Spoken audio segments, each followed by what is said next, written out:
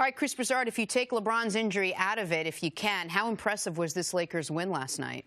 It was wildly impressive. I mean, now, let me say this. In 2016, when the Cavs beat the Warriors in the finals, the Warriors beat them by 34 in the regular season. So you just got David Blatt fired. Right, in that exactly. Game. Got David Blatt fired the next day. So stuff happens in the regular season. I don't want to make too much out of this, but it was impressive. I think the two most impressive things were, one, the poise that they showed without LeBron. Yeah, when they got it back down to 2. Yes, everybody must have been thinking, okay, Golden State's about to run away with this. But they Lakers then answered with a big run. I think it was 22-7 to over the next like 5 minutes. Rondo was the key. And it was playoff Rondo yesterday. And you saw that's why they brought him in. When LeBron and Magic and Pelinka and all these guys put this team together, they thought, let's get some more playmakers. Let's get some toughness. And that's what Rondo brings, and he showed that yesterday. The second thing that really impressed me was Zubac. And it wasn't just yesterday. What, 18 and 3 10? games in a row? Right. They have a problem, which I don't consider it to be a problem. It's a good one. They got to make a decision as far as they big man, because he deserves to be on the court some minutes. He's the best offense. At least he's shown that the last 3 games. Yes. He's the best offensive player of the 3. And I think McGee has to play. And Chandler, you want his leadership. You want his rebounding, too. Right. Because the Lakers have been terrible this year when they've been out-rebounded. And you need Chandler's... Pardon me, you also need Chandler's basically basketball IQ late in games, which is why McGee hadn't been out. And I think you made a great point about Rondo when you start to think about, well, why would they name him? He's limited as an offensive player, but he knows how to run the half court, and he knows how to run a team. He knows the sets of the other teams, let alone your sets. So he knows the best plays, the best spots to be able to get the shooters in. So when you think of Rondo, you're like, wow, so we're going to be better on the offensive end because of his brain. Now, the mental toughness, people think, well, how important is that? When you got the Lakers hard charging you at Oracle with and their big stars have not played well, you know they got 2 runs left in them. So that right there is the mental toughness that they thought they were getting with Lance in the highlight, that big knockdown to end the 3rd quarter. Rondo, those 7 points to start the 4th quarter and running that offense and getting Zubac and others in a good spot to be able to score. That's what Magic and Pelinka and them had in mind, seeing that play out with LeBron in the locker room. And you mentioned playoff Rondo. Rondo's one of the few guys on this team that you know can handle a playoff environment. LeBron, obviously. We know Rondo brings his game to another level. Lance, for good or for bad, is always basically the same guy. I don't think he knows, like, he plays the same speed, the same way, no matter what. But I don't think it's hyperbole to say for Kuzma, Zubac, Ball, Ingram, Josh Hart, yesterday was the biggest game of their NBA career. They've never played anything close to a playoff game. They've never played a meaningful late-season game. National television, Christmas Day, defending champs on the road. And none of them look like the moment was too big for them. Now, that doesn't mean they'll play to that level in the postseason. But that was a nice little preview that these guys can raise their game a level when needed. And a lot of confidence for them, too. They can do it without LeBron James all the time. They don't always have to rely on him. Speaking of which, how concerned are you with what you saw from LeBron yesterday? I'm not concerned. I mean, I guess the only reason somebody might be concerned is you say, wow, it's his 16th season. Do these, these are the types of injuries you start to see with older why players. are they getting MRI if they're not concerned? If he's not hurting that much, there's no need. MRIs are expensive. Right. And typically training staffs, the minor injuries and strains, they don't get an MRI on, so they decide to get an MRI. So that right there gives me a little bit of a concern. And I don't think it'd be the worst thing if he's out a week or 2 even, because I think that gives these players time to build confidence in themselves. Yesterday was a big confidence boost without LeBron.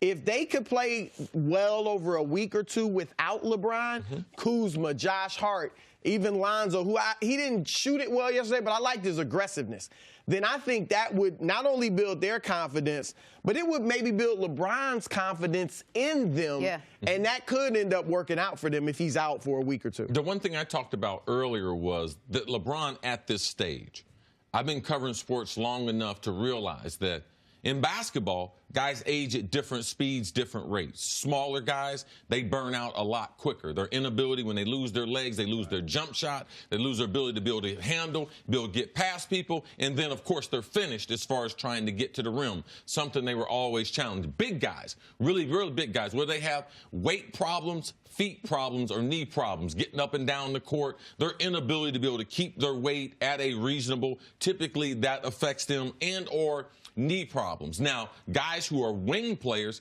typically, man, their bodies just fail them. They just run out of gas. Michael Jordan ran out of gas. Kobe Bryant, they just ran out of gas. But LeBron, he's different.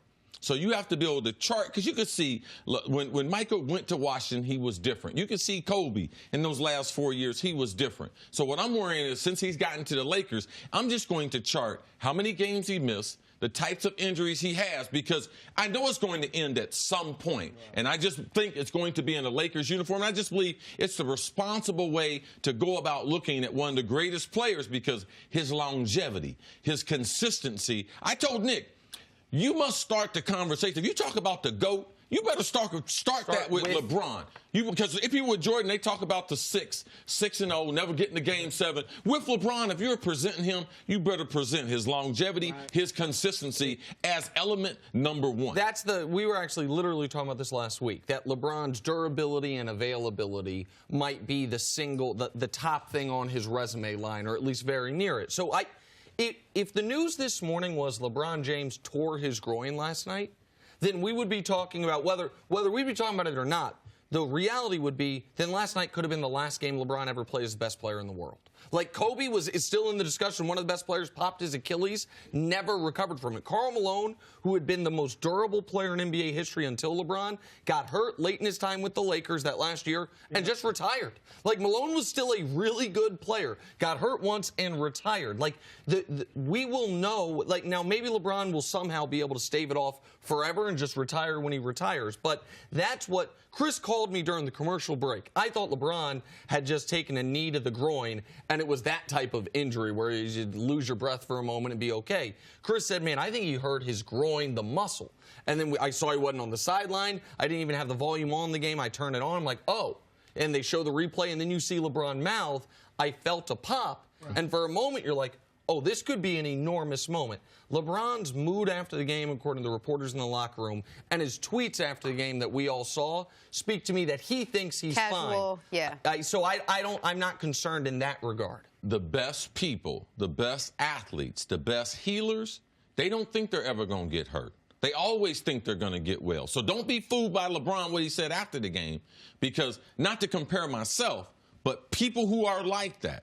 Jerry Rice, who was like that. Peyton Manning, who was like that. Brett Favre, who was like that. They all thought, oh, yeah, I'm going to be okay. And their positive energy and their positive thoughts have propelled them to doing great things. So for me, it wasn't lost on me that was his attitude. That's the attitude that's carrying him to having one of the longest streaks of greatness that we've ever seen in sports. And you know how it works. A lot of players at the end of their career, when they retire, it's not that they can't have great games, great weeks, great a month. Like Wade can go out and for a week look like old Dwayne Wade. The whole season. You just can't do it consistently. I don't think this is the beginning of that for LeBron. Right. But 2 years ago, would this have, this injury? Well, David Griffin told me a great story from LeBron's first year with the Lakers in the series against Chicago, where they're down 2-1 in the series. It's the game LeBron ends up hitting the shot in the corner to win the game.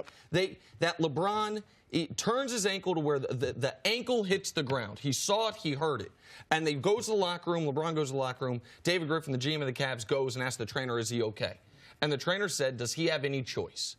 Meaning, like, LeBron was at a place in that moment where doesn't matter if I'm okay or not, I have to get back out there. I don't think LeBron, if he needed to be back out there last night, could have been. Like, the way he walked off the court, I don't know that he could have gotten back out there. That is part of the aging process these guys are talking about. Thanks for watching. Subscribe here to get the latest from the show. Also, be sure to check out more of the best clips from First Things First, or go watch a few segments from our other shows on FS1.